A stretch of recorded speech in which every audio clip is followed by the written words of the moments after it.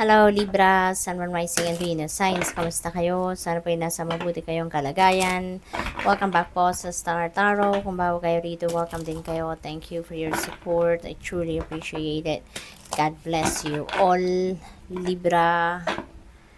Tingnan natin kung ano mga mensahe ninyo for the week. Pauna mensahe po ninyo, spiritual insight, sacredness. Ayan. So, siguro ang iba sa inyo sa ngayon, Libra, now is the time for you to do some kind of meditation. Maaaring ang iba sa inyo gumagawa din ng divination, yung mga gano'n, ano? At siguro nakaka-receive kayo ngayon ng mga insights, nakaka-receive kayo ngayon ng mga intuitive messages and nudges bilang gabay, no, sa kung ano man yung mga gusto ninyong gawin or gabay patungo doon sa kung ano man yung mga goals ninyo or mga dreams ninyo. We have passion in burning with life's passion. Ayan. So, excited, inspired, yung ganon. Ang iba sa inyo focused. Siguro kayo ngayon sa kung ano man talaga yung goals ninyo. No? So, yun na napipick up ko rito.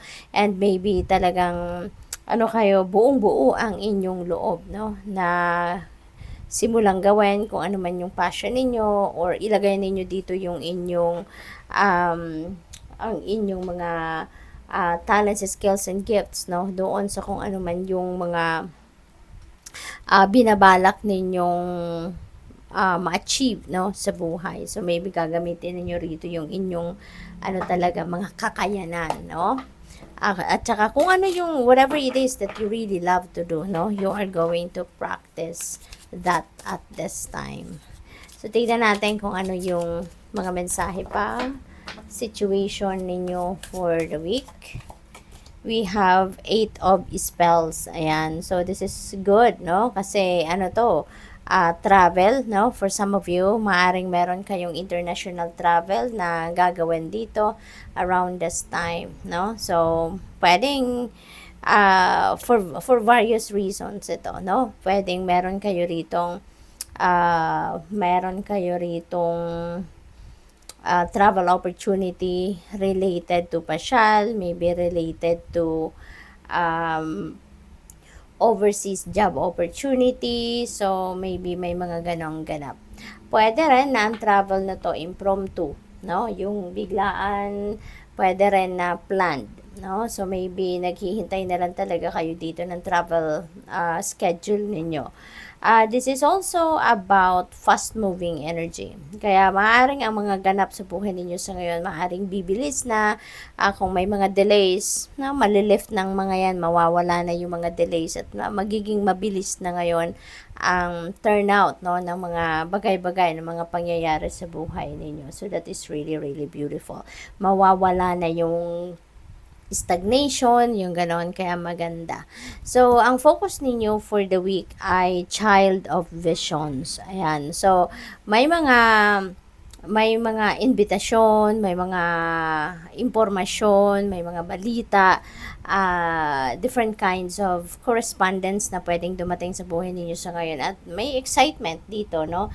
Sa pagtanggap ninyo ng mga mensaheng ito, merong excitement. So siguro meron kayong mga party na dadaluhan or maybe baka meron kayong mga tawag ngayon sa trabaho or may tawag kayo sa mga in-applyan ninyong trabaho for job interview, maaring ganon. Or baka meron na kayong job offer, no? Pwedeng ganon din ang ganap. Pwede rin na yung excitement na to is linked to love life, no? Lalo-lalo na kung single pa kayo, baka meron ditong invitation for you to go on a date. Merong sigurong magmamatch sa inyo sa kung kanino man, pwedeng may mga ganon. Or pwede rin naman na talagang siguro may kaligawan na kayo at maaaring you will be invited to a dinner date or lunch date sa ngayon, no?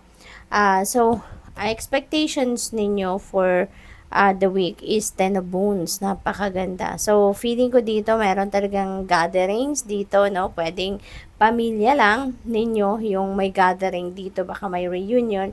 Or pwede rin na yung gatherings na to could be family and friends, no? So, siguro meron ditong kasiyahan lang, may pa-party, may pagtitipon-tipon, baka merong birthday, yung gano'n, no? Kaya merong pagtitipon, no? Yung pamilya at mag-iimbita kayo ng siguro mga kaibigan pa. Pwede rin na magtitipon-tipon dito yung pamilya kasi maaaring merong pag-uusapang mana, no? Merong pag-uusapang paghahati-hati ng inheritance. Pwedeng ganun din ang sitwasyon dito. Ten of Wands is also about abundance, prosperity. Maaaring meron kayo, baka na-achieve na ninyo dito yung pag-establish ninyo ng inyong financial future. Kaya siguro sa ngayon, masaya kayo at gusto ninyong yung kasiyahan ninyo ay ma-share sa iba't ibang parte, o I mean iba't ibang miyembro ng inyong pamilya, hindi lang siguro yung immediate family ninyo, kundi yung kahit mga pinsan ninyo, kamag-anak ninyo, so gusto ninyong magsaya, gusto ninyong i-celebrate ito, no, with other people. So, ano yung inyong advice naman for the week? We have Seeker of Spells. Ayan. So, most likely talaga ang karamihan sa inyo ay baka talagang magbabiyahe, no? Things are going to move quickly, rapidly at this time, at maaaring yung travel na to could be impromptu, no? So, yun ang napipick up ko dito. Baka merong opportunity rito ng pag-travel ng biglaan because this could be due to opportunities, no? So, maybe ganun ang sitwasyon rito for some of you.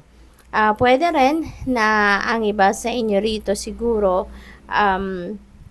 maybe you are expecting a blessing, no? You are expecting a opportunity. Siguro, pwedeng gano'n na makukuha ninyo yan, marireceive ninyo yan, at talagang you're going to embrace that entirely. So, parang hindi nyo na to bibitawan, no? Pag nakita nyo na, nalaman nyo na, you're going to do anything and everything in your power para makuha ninyo talaga, no? Yung ma-achieve talaga ninyo 100% kung ano yung goal ninyo rito. So, ano yung outcome, no, for the week? This is Ace of Spells. Napakaganda. So, new beginning ito, no? Meron ditong magsisimulang bagong yugto or bagong ganap sa buhay ninyo. You're going to start something new, something fresh sa buhay ninyo sa ngayon. And that could be related, no, to career. Pwedeng karera, pwedeng sa trabaho ninyo, at kung ano to, no, talagang you are going to be very excited about this. You're going to be very passionate about this opportunity. Kaya parang talagang to the highest level, no, yung adrenaline ninyo rito, yung determination ninyo rito, as in talagang super full blown, no, yung excitement. Kaya this is really an exciting period, no, sa buhay ninyo, kasi pagpasok ng oportunidad na to, talagang sisimulan ninyo agad ito, no? So, you are going to be filled with excitement about this. So, pwedeng bagong trabaho yan, bagong karera, baka meron travel opportunity, yung ganon. So, tingnan natin kung anong final message ninyo for the week. We have Ten of Cups. Ayan. So, ang ending, magiging masayang-masaya talaga ang inyong pamilya with the Ten of Wands energy. So, definitely, meron talaga ditong gathering din ako napipick up. Maaring meron talagang isi-celebrate ang pamilya. Pwedeng merong matinding biyaya, no, or malaking biyaya na dumating or dadating sa pamilya, kaya you are really going to be very happy about it, at talaga magsi-celebrate ka or isi-celebrate mo yan with the entire family, no? Pwede rin na meron ditong yung contentment ba, no? Mararamdaman na ninyo yung contentment kasi kung ano siguro yung mga gusto ninyo or kailangan ninyo, 'di ba? Yung needs and wants ninyo, maybe nandiyan na, no, sa buhay ninyo. Kaya you're going to be very excited about it. At ipagpapasalamat ninyo yan, and you will be celebrating that siguro din, no, with other people. Kaya good luck sa'yo. Thank you for watching. Love and light. Namaste.